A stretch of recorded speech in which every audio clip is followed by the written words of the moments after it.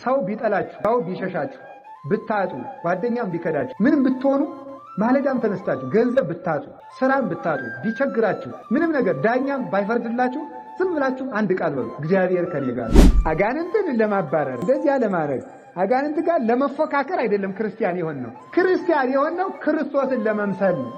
ራሳችሁን በከንቱ አሳልፋችሁ ለሰይጣን አትሽጡ። አሁን ትውልዱን ጋኔን አስሮታል። ታስረናል። ስምንተኛው በቃ ሰይጣን ከማሰሪያው ተፈቷል። ሰው ሁሉ ተተብትዋል። ጸሎትም አይሰማም። እንዴው እንለፋለን እንጂ ተሰብኮም ሰው አይድንም። ይድናል። መች አያችሁት ሰው እንደማይድን? ይድናል። ለምን አልድን? እንደውም ይገርማችኋል። እግዚአብሔር የሚወደው ትልቅ ሰው ማለት ከኃጢአቴ መቼ ነው የምንለወጥ እያለ የሚያስብ ሰው። ባንለወጥም እንኳን መቼ ነው ኃጢአቴ ነፃ የምወጣው ማለታችን ራሱ እግዚአብሔር ደስ ያሰኘዋል።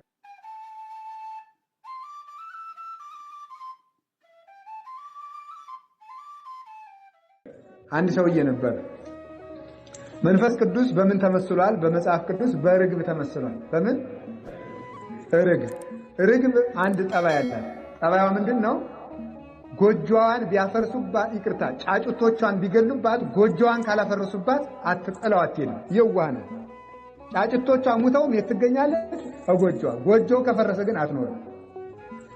መንፈስ ቅዱስ በርግብ አምሳል የጥምቀት ዕለት የወረደው የፈለገ ኃጢአት ቢሰሩ ግንቡን ማፍረስ ማለት ግን መካድ ነው። የፈለገ ኃጢአት ቢሰሩ ካልካዱት ጨርሶ አይርቅም። ካልካዱት ምን አይልም አልኳችሁ? ጨርሶ አይርቅም። ራቅ ብሎ ይጠብቀናል። ግን አብሮን ግን አይሆንም። ራቅ ብሎ በዚህ ይጠብቀናል ማለት ነው። ራቅ ብሎ ይጠብቀናል። እግዚአብሔር ተለይቶኛል አንበል። አንድ ሰው ነበረ፣ መነኩሴ ነው እና ያ መቼስ ዲያብሎስ አያደርገው የለውም እኮ የአንድ የጣዖት ልጅ ሴት እንዲወድ አደረገው። መነኩሴው ሴት ናት እና ያችን ምን አለ ሂዶ ደግሞ አላፈረም። ሰይጣን እዚህ በኋላ ኃጢአትን በህሊና ካሰለጠነ በኋላ ሀፍረት ጭምር ነው የሚያሳጣ። አሁን መነኩሴ አጋቡ ቢል አያሳፍርም?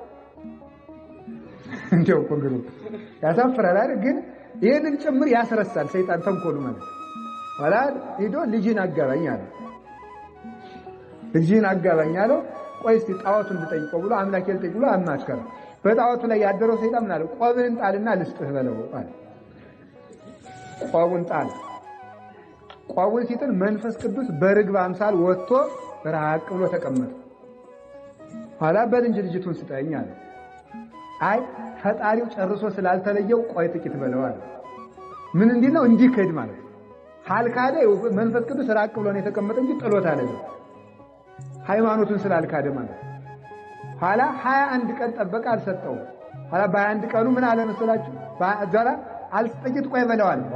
ይሄማ ከቆብ የመፈጣሪ የምተጣልቸማ አይሆን ትቸዋለሁ ብሎ ቆቡን ብድግ አድርጎ ለብሶ ጸሎትን ጀመረ። እንደዚያ ብሎ እግዚአብሔር ማረኝ እያለ 21 ቀን ሲያለቅስ በ21ኛው ቀን መንፈስ ቅዱስ መጥቶ እንደገና በርግብ አምሳል ላይ ሰፈረ። ስለዚህ ሚላ ተመልከቱ ድረ ልቡናሁ ፄወ ፍቅረ ሀቲ ብሲት ለዘወፃ ረድ ሃይማኖት ዘመሃርክምዎ በእስራ ዕለት መሃሩኒ ሥላሴ ነገሥት ይላል። የአንዲት ደራሲው ሲናገር የአንዲት ሴት ፍቅር ልቡናውን ከሰረቀው በኋላ ከሃይማኖት ሊናወጥ የነበረውን ረድ መነኩሴ ወጣኒ ጀማሪ መነኩሴ በ21 ቀን የማራችሁት ሥላሴ እኔንም ማሩኝ ይላል። አሜን አትሉ? ሁላችንንም ይማራል። ስለዚህ እግዚአብሔር ትቶኛል፣ አጋንንት እየተጫወተብኝ ነው እንደዚህ ፈጽሞ ማለት አይገባም። እግዚአብሔር በእኛ ታምር ካላደረገ እንዲህ ካላደረገ ብለን እግዚአብሔር ትቶኛል እንደማለት ያለ ነገር የለም እና እግዚአብሔር ከኛ ጋር ነው። በዚህ ደስ ይበላችሁ። እግዚአብሔር ሁሉ ጊዜም ከኛ ጋር ነው። ምንም ነገር ብንሆን እግዚአብሔር ከኛ ጋር ተከትሎን ይፈልገናል እንጂ ትቶን አያውቅም። እስከ ዘላለሙ ድረስ እግዚአብሔር ከኛ ጋር ይሁን። እግዚአብሔር ከኛ ጋር ይሁን። ሰው ቢጠላችሁ ሰው ቢሸሻችሁ ብታጡ ጓደኛም ቢከዳችሁ ምንም ብትሆኑ ማለዳም ተነስታችሁ ገንዘብ ብታጡ ስራም ብታጡ ቢቸግራችሁ ምንም ነገር ዳኛም ባይፈርድላችሁ ዝም ብላችሁ አንድ ቃል በሉ እግዚአብሔር ከኔ ጋር ነው በሉት። ሁላችሁ እግዚአብሔር ከማን ጋር ነው? በቃ አማኑኤል የሚለው ቃል በጣም ግርም ነው የሚለኝ። እግዚአብሔር ከኛ ጋር ነው። በስጋዌ ይሄ የተስፋ ስሙ ነው። የክርስቶስ የተስፋ ስሙ ነው። ለኛ ተስፋ የሚሰጠን ነገር ነው። ይሄን ያለው ሰው ጉልበት አግኝቶ በአጋንንት ላይ መሰልጠን ይቻላል። አጋንንትን ማንቀጥቀጥ፣ አጋንንትን ማሸነፍ፣ አጋንንትን ድል መንሳት ለማንኛውም ክርስቲያን የተሰጠ ስልጣን ነው። ለማንኛውም ክርስቲያን ስለዚህ ሁላችሁም ስለምንሸነፍ ስለምንጠራጠር ነው እንጂ አጋንንት በእኛ ላይ ደግሞ ልንገራችሁ፣ አጋንንትን ለማባረር እንደዚያ ለማድረግ አጋንንት ጋር ለመፎካከር አይደለም ክርስቲያን የሆነው። ክርስቲያን የሆነው ክርስቶስን ለመምሰል ነው። እስኪ በሉ ክርስቶስን ስንመስል ነው አጋንንትን የምናሸንፈው እንጂ አጋንንትን ቁም ነገር እኮ አይሏቸው ቢሰፍሩባቸው ራሱ ቅዱስ ጳኩሚስ ከአንዲት ሴት ላይ የሰፈሩ አጋንንት ነበሩና እናንተ ሴት አጋንንት ከዚህ ሴት ላይ ውጡ አላቸው።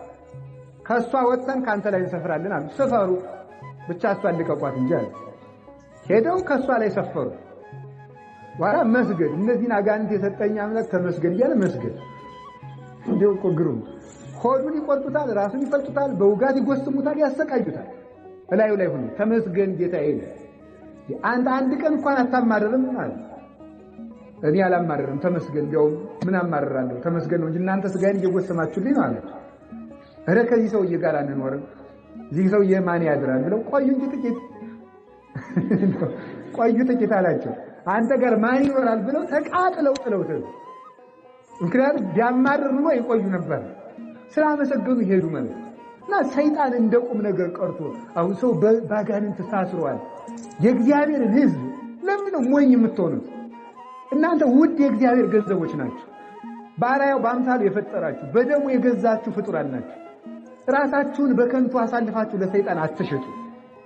አሁን ትውልዱን ጋኔን አስሮታል፣ ታስረናል። 8ኛው በቃ ሰይጣን ከማሰሪያው ተፈቷል። ሰው ሁሉ ተተብትቧል። ጸሎትም አይሰማም። እንዲሁ እንለፋለን እንጂ ተሰብኮም ሰው አይድንም። ይድናል። መቼ አያችሁት ሰው እንደማይድን? ኧረ ይድናል። እንዴት ምንግር ለምን አልድን? እንደውም ይገርማቸዋል። እግዚአብሔር የሚወደው ትልቅ ሰው ማለት ከኃጢአቴ መቼ ነው የምንለወጥ እያለ የሚያስብ ሰው ነው። ባንለወጥም እንኳን መቼ ነው ኃጢአቴ ነፃ የምወጣው ማለታችን ራሱ እግዚአብሔር ደስ ያሰኛል። ያንን ለቁም ነገር እንድንበቃ ደግሞ ይረዳናል። እንደዚህ ስላችሁ ጊዜ ደግሞ በቅድ እየረካችሁ ቁጭ በሉ አላልኩም። ተናዘዙ። የመዳን ቀን መቼ ነው? ዛሬ በሉ እንጂ የመዳን ቀን መቼ ነው? ስለዚህ እግዚአብሔር እግሮቹ ስላደረገን ስሙ የተመሰገነ ይሁን። እግሮቹ ስላደረገን እሱ ምንድነው? ራስ በሉ እንጂ እኛ ምንድነን? እግር ነን ማለት። አሁን የምንቀጠቅጥ ይሄ እግረ እግዚአብሔር ነው። ይሄ መስቀል ካህናት አባቶቻችን የእግዚአብሔር እግሮች ናቸው። ካህናት ወደ ቤታችሁ ሲመጡ አባቶች ካህናት ወደ እናንተ ቤት ሲመጡ ስታዩአቸው ምን ብለን ነው ማሰብ? ምን ብለን ነው ያሰብ? አሁን እግዚአብሔር ራስ ጨሱ እግሩ ነው እየመጡልኝ ነው መኖ የሚባለው እንጂ ዝም ብላችሁ አሁን አንዳንዱ ምዕመን የሚሳለመው በይሉኝታ ነው። የስገዴን ካልተሳለምኳቸው ሊከፋቸው ይችላል ብሎ ይሳለማል። ወይም ደግሞ አንዳንዱ ምዕመን ደግሞ ያበሸቁ ከመሰለው ሳይሳለም መሄድ እንዲያየው ሆኖ በትክክል ማለት ዲያቆንም መናጢ ዲያቆን አለቃውን ማብሸቅ ከፈልግ እንዲያ ነው የሚያደርግ። አለቃው እያየው ሳይሳለም ቁጭ ወይም ደግሞ ሳይነሳ ማሳየት። እንዲሁ እኮ ዲያቆን ቀላል መስሏቸዋል። ደግሞ ጥሩ ናቸው፣ ይገርማቸዋል። ሲያገለግሉ እጹብ ድንቅ ናቸው። ደግሞ ሲተናቆል ማይጠራይ ድረስ ነው ማለት። አሁን አበሸቀው ዲያቆኑ ሄዶ ማይኩን ይዘጋዋል። አውስዶ ማለት ነው። ይዘጋውና ቆልፎት ቤቱን ይሄዳል። ቅዳሴም አብቅቷል ማን ይከፍተዋል ብሎ ማለት አይደረስ ነው። እና ተመልከቱ፣ እንደዚያ ማለት ለዚህ መድኃኒቱ ምንድነው? አላየውም አልሰማውም። ተመልከቷል። አንተ ለምንድን ነው ያልተሳለምክ ካሉት ይቀጥላል። በዚህ እንደምንናደድ ከገባው አንድ ሰው ተመልከቱ፣ እናንተን የሚያናድድ ስራ ሲሰራ አወኩልህ ካሉት የበለጠ ያናድዳቸዋል።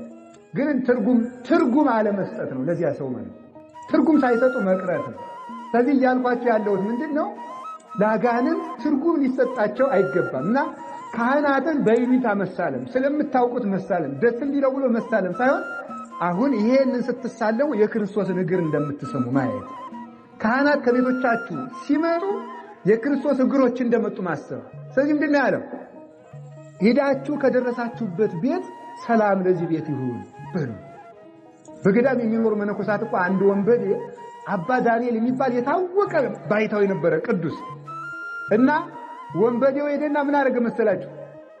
ከደናግል ከሴቶች ገዳም ሄዶ አባ ዳንኤል ነኝ ክፈቱልኝ ብሎ አንኳኳ። ገዳሙን ከፍተው አስገቡት። እነዚያ ደናግል መነኮሳት አባ ዳንኤል መጣልን ብለው እግረን አጠቡት መስሏቸው ማለት ነው። እንደ አንድ አባ ዳንኤል አድርጎ ለብሶ ነው። ግን እሱ ሸፍታ ሕይወታቸውንም ወደ ሌላ አደጋ ሊያደርስ ሊሰርቅም ነው የሄደው። ሴቶች መነኮሳትን ሊያሰቃይ ነው የሄደው። አባ ዳንኤል መጣልን ብለው እነዚያ ደናግል በእምነት እግሩን አጠውት። እግሩን አጣው እንዴ የአባ ዳንኤል እጣቢማ ውጭ አይደፋም ብለው ከታመመችው እማሆይ ላይ ሲደፉት ዳነች። በእውነት ነው። ሰውየው ግን ሽፍታ ነው። እነሱ ግን አባ ዳንኤል ነው ብለው ነው ያመኑት። እነዚህ ሰዎች ምን እያደረጉ ነው? እኔ እኮ ወንበዴ ነኝ አላቸው። እኔ ሽፍታ ነኝ፣ ምን እያደረጋችሁ ነው አላቸው።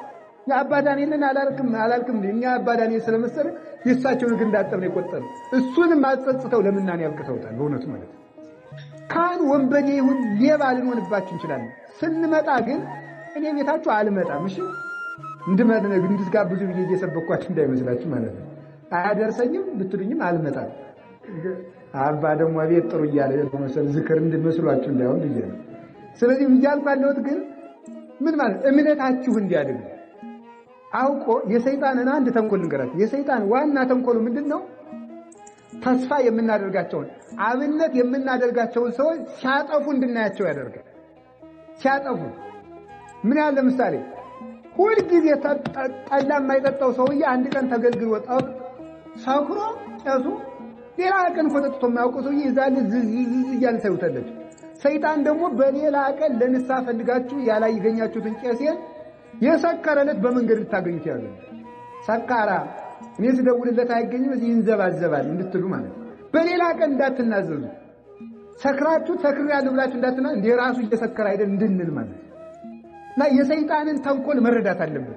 ከፋም በጀም ወኩሉ ጾሮ ይጸውር ኃጢአት ተላላፊ በሽታ አይደለም።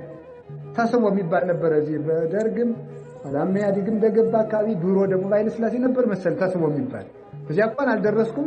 እነይን ታበጻቢ ነግሩን ይሻለና እንደው እዚህ የምቀላምጥ እሳቸው ይነግሩናል። ቆይ ተስቦ የሚባል ባይለ ስላሴ አለ ብለዋል። ጥሩ ነው፣ ተመስገን ነው።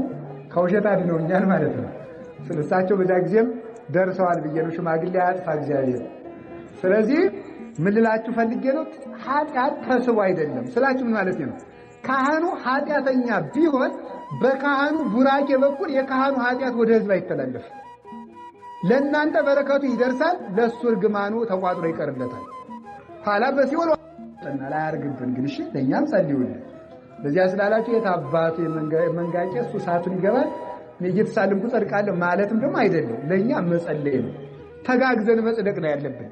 እየተነቃቀፍን ከምንጠፋ እናንተም የአባቶቻችሁን ገመና መሸፈን፣ እኛም ደግሞ ያቅማችን መፍጨርጨር፣ ድካማችን መተጋገዝ። ነቃፊዎች አትሁኑ፣ ተሳዳቢዎችም አንሁን አላችሁ። እግዚአብሔር ከሁላችን ጋር ይሁን። ካህናት የማን እግሮች ናቸው? እናንተስ የማን እግሮች ናቸው? ይሄ መስቀል የማን እግር ነው?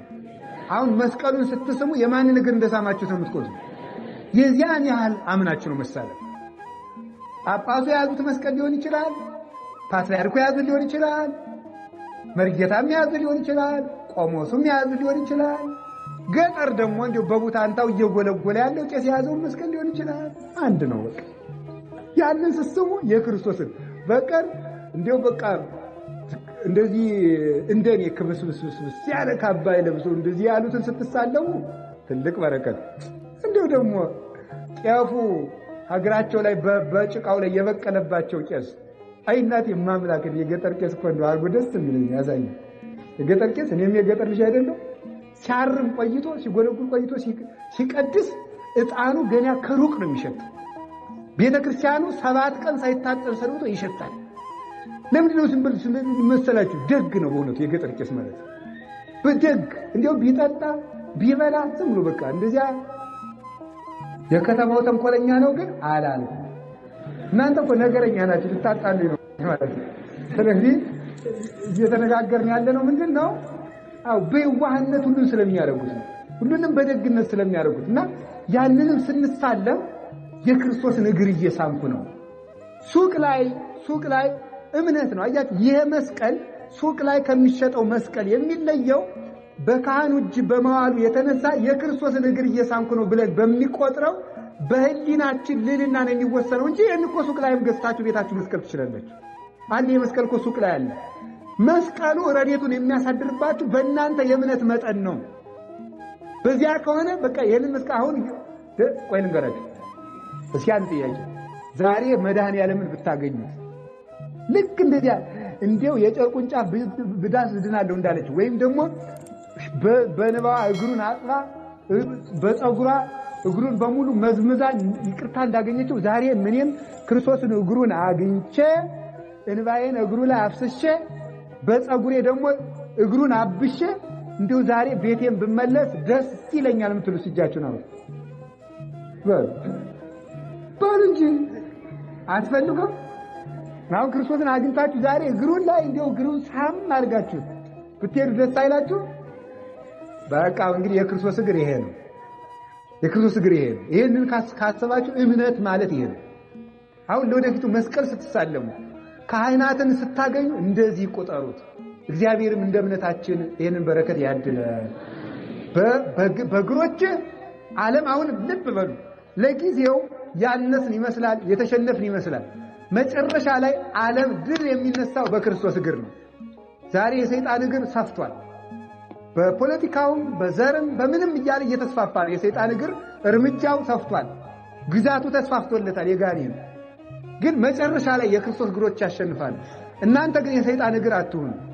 የእግዚአብሔር እግር ሁኑ። የሰይጣን እግር አትሁኑ። ክርስቶስን ራስ አድርጉት።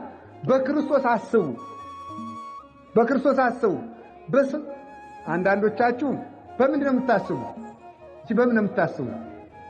የክርስቶስ እግር መሆን ማለት ክርስቶስን ራስ አድርጎ በክርስቶስ ማሰብ ነው። ማሰቢያን ክርስቶስ ማድረግ ነው። ክርስቶስን ማሰቢያ አድርጉ። እውነቴን ነው። አሁን በዚህ ዘመን አንድ ነገር ልናገር እፈልጋለሁ። እዚህ ውስጥ ሁሉም ሰው ስላለ በዚህ ዘመን አባት መሆን በራሱ ችግር ነው። አባቱ ነው መገኘት። ስለዚህ ማሰብ ያለብን ምንድነው? በክርስቶስ። አሁንም ደግሜ እላለሁ ማሰብ የምንችለው ነፃ የሚያወጣን በክርስቶስ ስናስብ ነው። እስኪ በክርስቶስ ስናስብ ነው በሉ ንገሩኝ እንጂ ጨምሩ። በማን ስናስብ? በክርስቶስ ስናስብ። ያ ማለት ምን ማለት ነው? ሕግን በፍትህ ማስከበር ይቻላል። ዘረኛ መሆን ግን አይቻልም። ዘረኛ ማለት ምን ማለት ነው? እኛ መኖር የምንችለው ሌላው እስከጠፋ ድረስ ነው ብሎ ማሰብ ማለት ነው። ይህ ዘረኝነት ይባላል ማለት ነው። ይህ ከህሊናችን እስካልጠፋ ድረስ ክፉ ሰዎች እንዲስተካከሉ እግዚአብሔር ልብ ይስጣቸው። ካልተስተካከሉም ደግሞ በፍትህም ቢሆን ተሟግተን ሕግ መከበር አለበት ብሎ ማሰብና እነገሌ ካልጠፉ አገር ሰላም አትሆንም ብሎ ማሰብ ግን ልዩነት አለ። ይሄንን ከልባችን ይሄ ክፉ ዘር መነቀል አለበት። ይሄ ክፉ ሾህ መነቀል አለበት። ይሄንን ነቅረን ለሕግም ለፍትህም በዳኛ መሟገት ኃጢአት አይደለም። ተከራክሮ ሕግን ማስከበር ነውር የለውም። በውስጥ ግን ቂመኛ ተንኮለኛ መሆን እዚህ ሁሉ ነገር እነገሌ ቢነቀሉ ብሎ ማሰብ ግን ራስን ይነቅላል። መቼስ እውነት እንድናገር ይሻላል። ስለዚህ ሁላችንም እንደ ክርስቶስ እንድናስብ አምላክ ቅዱሳን ይርዳን። እሺ እንውረድ። እንግዲህ መሀል ላይ ያሉትን ርዕሶች ስለሚረፍድብን ልዘላቸው ነው። በቃ ምስሌከ ቀዳማዊን ልዘለው ነው። በጣም ወደ 7 ወደ 8 ትርጉም ስላለው በቃ ዘልዬ የታች ብቻ ለወርድና በ20 ደቂቃ ውስጥ ወይም በ15 ደቂቃ ትምህርቴን ጨርሼ ትሄዳላችሁ። ወደ ታችኛው ስንወርድ ታች ብዬ እንውረድና እንግዲህ ክርስቶስ እንዲህ ብሎ ሰው ሆኗ ብያቸዋለሁ። እኛን እግር አድርጎናል። አሁን እንግዲህ ከዚህ በኋላ እናንተ የማን እግር ናችሁ? አቤት የክርስቶስ እግር ወደ ሌብነት ይሮጣል? ተናገሩ እንጂ። የክርስቶስ እግር ወደ ጭፈራ ቤት ይሮጣል? የክርስቶስ እግር ወደ ጫት ቤት ይሮጣል? የክርስቶስ እግር ወደ ስካር ቤት ይሮጣል? ደም ለማፍሰስ ይሮጣል? ለመቀማት ይሮጣል? እንግዲህ ወደዚህ ሁሉ ወደ ክፉ ነገር አከለክሙ መዋዕል ዘሐለፈ። ቀድሞ ትሮጡበት ወደ ነበረ ክፉ ነገር ሁሉ አትሩጡ። እንግዲህ እኔ ክርስቶስ እግር ነኝ፣ እንዴት የክርስቶስን እግር ይዤ ወደ ረከሰ ቦታ ወስጄ አቆመዋለሁ ብለን ማሰብ አለብን። ራሳችሁን እንደከበረ ውድ ዕቃ ቁጠሩት፣ እንደ እግዚአብሔር አካል ቁጠሩት። ክርስቲያን ማለት የክርስቶስ አካል ማለት ነው።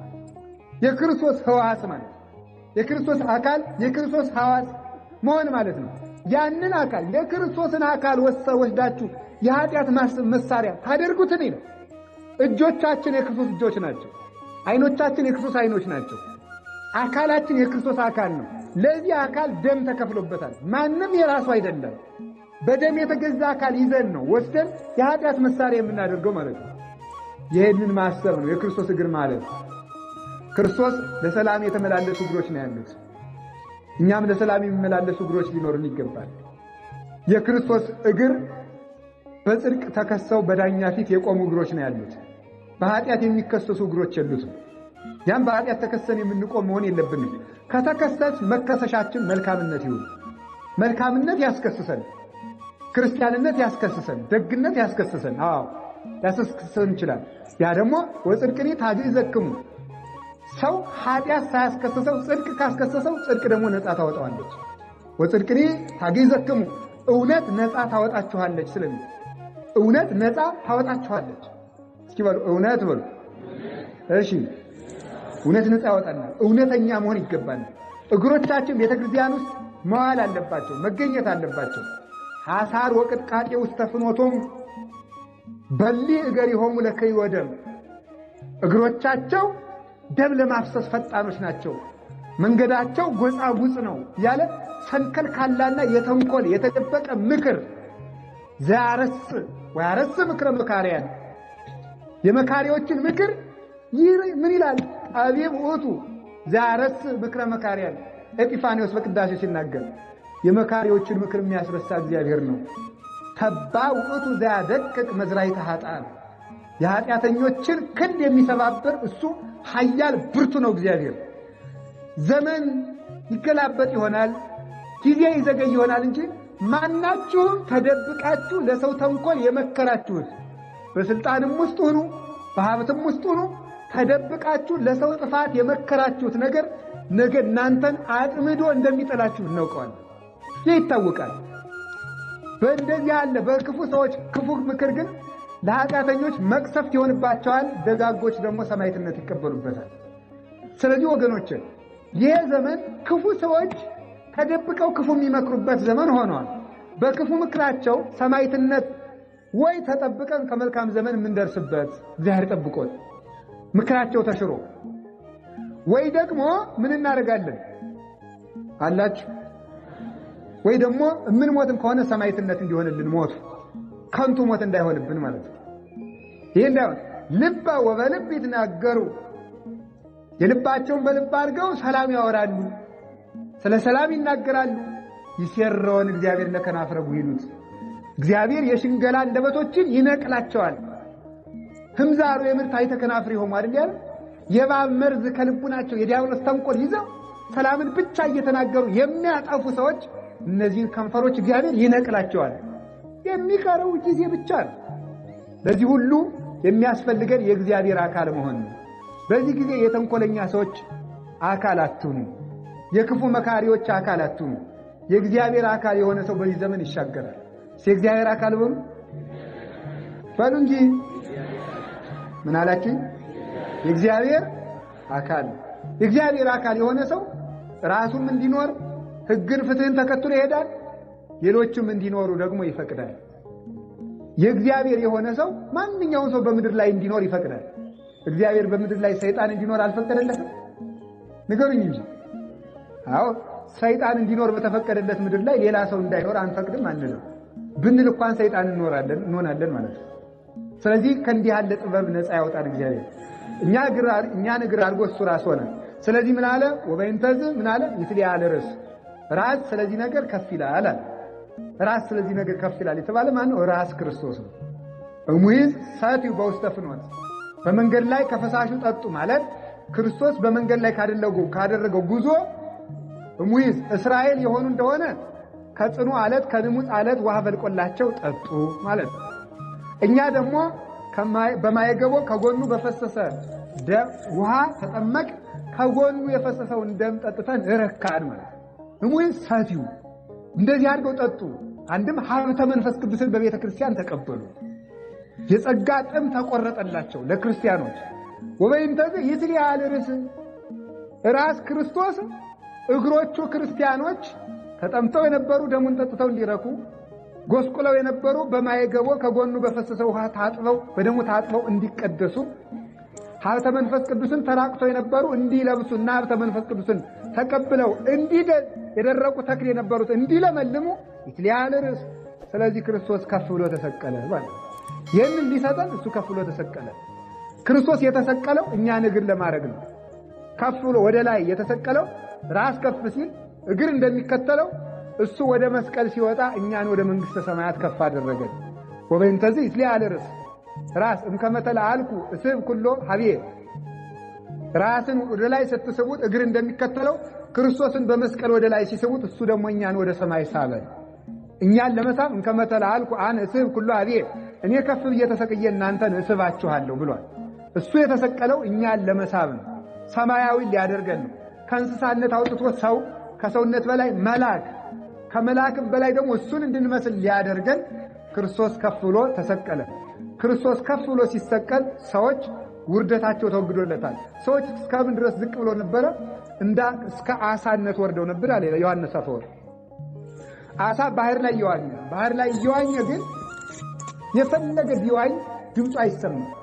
ለምን? ማይበሉ ይሸፍነዋልና።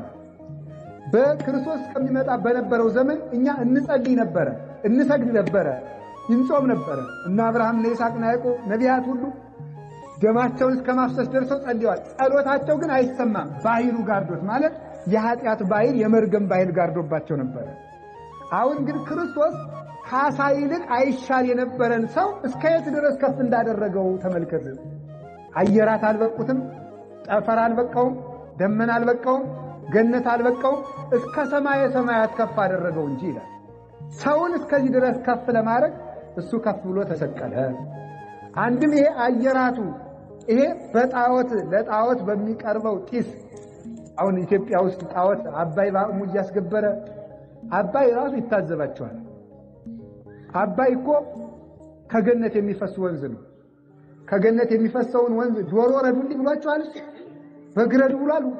አባይ ኢትዮጵያ እኮ ልዩ ምድር የሚያሰኛት ከገነት የሚፈሰው ወንዝ አንዱ ፈለገ ግዮን እሱ ስለሚፈስባት ነው። አባይ ከገነት ወጥተው ከሚፈሱ 4 ወንዞች አንዱ ነው። የወንዝ ተመልከቱ፣ ለደስታ የመጣ የገነትን ምስጢር ኢትዮጵያ የምትመገብበትን ወንዝ ጣዖት እያረድ ዶሮ እያረድ ትናንትና ወደ ሸያሳዩን አባቶች እዚህ ወደ አቡነ ገብረ መንፈስ ቅዱስ መሻገሪያ አካባቢ እዚህ አርደው ሰዎች እያጥያጥያሱ ነበር። ለአባይ እያረዱ ማለት ይሄ ነውር ነው በእውነቱ ማለት ተወይ። እንዲሁ ሰው ግን ምን አይነት ሞኝ ጅል ነው እንዴ! ሰው ኢሳይያስ እኮ ይላል ውሃውን ስትፈልግ እያፈላኸው ቀርተህ እየጠጣኸው በወይ እየመራው ለወንዝ ታርዳለህ። በቧንቧ እያልሸረሸርከው ገብተህ እየታጠብክበት እሳት አንድነት ቱክ አድርገህ እያፈላኸው አንተ ለምትሰራው ለምታፈርሰው ውሃ ለእንጨት የምትሰግድ ምንድን ነው አንተ? ወይ ሰው አለ ኢሳይያስ እኮ ሲናገር ነብዩ ኢሳይያስ ሲናገር አይሰው ጅሉ አይሰው ሞኙ እንዴት ያደርጋል አለ። ግማሹን አንድዶ ይሞቀዋል አለ፣ ግማሹን ስጋ ጠብሶ ይበልበታል አለ፣ ግማሹን ቤት አድርጎ ይሰራዋል አለ፣ ግማሹን አልጋ አድርጎ ይተኛበታል፣ ግማሹን አምላክ አድርጎ ይሰግድለታል። አይሰው ጅልነት ማለት ነው። ለሰው እየሰገደ ማለት ነው። አርዶ ስጋውን በልቶ መረቁን ጠጥቶ የሚበላው ላም አቁሞ ምስሉ ሰርቶ ላም ጌታዬ ነው። የሰው ሞኝነት እስከዚህ ወርደን ነበር። ሲኦል ውስጥ በአጋንንት እግር ስር ነበር። አሁን አጋንንት በእግራችን ሆነዋል። የተሰጠልልና ይሄ ነው። እስከዚህ ልልና ከፍ ያደርገን ዘንድ እና ለጣዖት በሚቀርበው ጢስ ለሚቀርበው መስዋዕት በዚያ ጢስ አየራቱ ተበክለው ነበረ። ሰማዩን ለመቀደስ ነው ክርስቶስ ከፍ ብሎ የተሰቀለ። ምድሩን ለመቀደስ ተመላልሶ በእግሩ አስተምሯል። ሰማዩን ለመቀደስ ደግሞ ከፍ ብሎ ተሰቅሏል። ከመላእክት ጋር አስታረቀን፣ ከፍ ብሎ ተሰቀለ። 4ቱን ማዕዘን ለመሰብሰብ እጆቹን ዘረጋ። ምድርን ለመቀደስ እግሮቹ ተቸነከሩ። ሰማይን ለመቀደስ ደረቱ ተወጋ። ይህን አድርጎ ምድርና ሰማይ 4ቱን ማዕዘን ሁሉ ቀድሶ አስረክቦናል። አሁን ወንዙ የእግዚአብሔር ነው። አዎ ወንዙ የእግዚአብሔር ስለሆነ ባህሪ የእግዚአብሔር ስለሆነ ከዲያብሎስ ወንዝ ጭምር ነፃ ስለወጣ እናታችን ቅድስት ክርስቶስ ሰምራን የመሰሉ ቅዱሳት አንስት 12 ዓመት ባህር ውስጥ እየተቀመጡ ባህሩን የቅድስና ከተማ አድርገውታል። ተራራውን ተቀድሰውበታል። ዛፉን ተቀድሰውበታል። ዋልድባ ውስጥ አሁን ዛሬም ይደረጋል። ዋልድባ ውስጥ ተጋድሎ መጨረሻ ላይ በገድል የጸና መነኩሴ የሚያደርጋል ትልቁን ግንድ ይጠርበዋል። ዛፉን ነው። ዛፉን ትልቁን ወይራ ወይም ሌላ ትልቅ ዛፍ እንደቆመ ሳይቆርጥ ይቆረቁረዋል። ራሱን በሚያስገባ አምሳል ልክ ማለት ነው። በቁሙ ይጠርብና እዚያ ውስጥ ገብቶ ቁጭ ይላል፣ አይወጣም። ከዚያ በኋላ ግንዱ ይገጥማል። ግንዱ ገጥሞ እዚያው ይሞታል ማለት ማን ፍለጋ? ክርስቶስ ፍለጋ። ኋላ እንጨቱ ገዳሙ ለአገልግሎት ሲፈልገው ሲቆረጥና ሲፈለጥ የሰው አጽም እዚያ ውስጥ ይገኛል። እንዲህ የሆኑ ክርስቶስን እየፈለጉ ዛፍ ይሰገድለት ነበር። አሁን ዛፍ የክርስቶስ ድልድይ ሆነ፣ መጽደቂያ ሆነ። ይሄው ጠርበን መስቀል አድርገን ነው፣ መስቀል አድርገን እየጸደቅንበት፣ ቤተክርስቲያን ሰርተን እየሳምነው፣ የክርስቶስ አካል ሆኖ እየተቀደሰበት፣ ታቦት ሆኖ የክርስቶስ ደም እየተሰዋበት ነው። አሁን በምድር ላይ ያለው ሁሉ መጽደቂያ ሆኗል። ሁሉን መኮነኛ አድርጎ መቁጠር አይገባም። ስለ እግዚአብሔር ይሄንን ለማድረግ ተሰቀለ። ምን ማለት ነው? እንድንጠጣ ተሰቀለ ማለት ስጋው ደግሞ እንድንቀበል ነው ክርስቶስ የተሰቀለ። የማይቆርብ ክርስቲያን የክርስቶስን መሰቀል የካደ ክርስቲያን ነው። ስጋው ደግሞ የማይቀበል ምክንያቱም ወበእንተዚህ ትሊያል ርስ እሙይስ ሰትዩ አለ። እነሱ በመንገድ ከውሃው ጠጡ፣ ከውሃው እንዲጠጡ ተሰቀለ። የተሰቀለበት ዓላማ እናንተ እንድትጠጡ ነው፣ እንዲርባችሁ አይደለም። ስለዚህ ምን አለ? ስጋዬን ስትበሉ ደሜን ስትጠጡ መከራዬን ታስባላችሁ አለ። የክርስቶስን መከራ ካሰባችሁ በሕማማት መጥቶ እዚህ ጥቂት ስግደት ሰግዶ መጥፋት አይደለም። የክርስቶስን መስቀል ማሰብ ማለት ለኔ ሲል የቆረሰውን ስጋ መብላት ነው። ለኔ ሲል ያፈሰሰውን ደሙን መቀበል ነው። ወበእንተዚህ ስለዚህ ራስ ከፍ ይላል ነው የትምህርት ይርስ። ስለዚህ ማለት ስለምን እንድንቆርብ ለቁርባን ተሰቀለ፣ ለቁርባን ተሰቀለ፣ ለጥምቀት ተሰቀለ፣ ለንስሐ ተሰቀለ፣ ለመቀደስ ተሰቀለ፣ ገነትን ለመክፈት ተሰቀለ፣ ሲኦልን ለመበርበር ተሰቀለ፣ ከባርነት ለማውጣት ተሰቀለ። መጨረሻ ላይ ደግሞ አረገ። በእርገቱ ደግሞ ምን ሰጠን? እርገትን። ተመልከቱ። በስቅለቱ መከራውን እንድንሳተፍ፣ በትንሳኤው ትንሳኤን ሰጠን፣ በእርገቱ እርገትን ሰጠን። አሁን እንግዲህ ተመልከቱ። ራስ አይደል ሀባል ወርስ ይያሉ አባል። ራስ ካለበት እግር ይኖራል። እስኪ በሉ ራስ ካለበት በሉ ማን ይኖራል? ሰው እንጂ ራስ ካለበት ምን ይኖራል? ሶስት ጊዜ በሉት። ራስ ካለበት ማን ይኖራል? ራሳችን ማን ነው? ክርስቶስ በሉ። ራስ የተባለ ምንድነው? ከሱ በላይ ከራስ በላይ ቁመት አለ? እስኪ ወደዚህ ፈልጉ አለ። ከራስ በላይ ቁመት የለም። ከክርስቶስ በላይ ጌታ የለም። እሱ አምላክ ነው። የመጨረሻ የባህሪ አምላክ ነው። አምላክ ነው። አረ ራስ ከሆነ ተመልከቱ። ራስ ከሆነ ራስ ካለበት ማን ይኖራል? ረስቸው እኮ ነው። ራስ ካለበት ማን ይኖራል? በሉ እንጂ እግር። በጣም ጥሩ እግር ጥሩ ነው። አሁን ክርስቶስ አርጓል። እሺ ክርስቶስ በጠፈር ላይ ነው ያለ አይደለም? በሉ በደመና ነው ያለ? በአየራት ነው ያለ? እና በየረር ነው? በራማ ነው? በየወር ነው? በመጨረሻው በጽርሐ አርያም አለ። በጽርሐ አርያም ነው ያለው። አሁን መጨረሻ ላይ ተመልከቱ። መጨረሻ ላይ ሰው የት ይኖራል ሲባል ክርስቶስ ካለበት ሲበል ክርስቶስ ካለበት ነው። አሁን እኮ አንድ ሰው የዓለም አቀፍ ዲፕሎማቶች አልጋ ከያዙበት ሆቴል እኮ አልጋ መያዝ ላይፈቀድለት ይችላል። በእውነቱ ማን በልበል ወደዚያ አይደል ተብሎ ይጠበቃል። እነሱ በሚያርፉበት መንገድ ነው። አሁን አዲስ አበባ ሲሄድ ያለው ብዙ ጊዜ ለጉባኤ ለትምህርት ሲሄድ የአፍሪካ መሪዎች ወይም ሌሎች ዓለም አቀፍ መሪዎች ሲመጡ መንገድ ይከለከላል፣ ይለወጣል። ወደዛ ይሄዳል። እነሱ ባለፉበት ማለፍ አይቻልም። እግዚአብሔር የተመሰገነው ክርስቶስ በሄደበት ግን መሄድ እንችላለን። ክርስቶስ ባለፈበት መሄድ እንችላለን። እነሱ ከሚገቡበት አዳራሽ ስላልተሾምን መግባት አንችልም። ሕግ ነው፣ ጥሩ ነው። ክርስቶስ ከገባበት ግን እንገባለን። እግዚአብሔር የተመሰገነ ይሁን። ስለዚህ ተመልከቱ፣ እኔ ካለሁበት ተመልከቱ። እመጽእ ዳግመ ወይነሳክሙ ከመ ተሐልው አንትሙኒ ሀበ ሀሎኩ አነ። መጥቼ አይዟችሁ፣ መጥቼ እናንተም እኔ ካለሁበት እንድትኖሩ እወስዳችኋለሁ ብሎኛል። እንግዲህ እሱ ካለበት እንገባለን። በዚህ ዓለም ላይሳካላችሁ፣ ቤትም ላይኖራችሁ፣ ሰዎች መኖሪያ ሊያሳጣችሁ ይችላል። ደስ ይበላችሁ ግን ክርስቶስ ካለበት እንገባለን።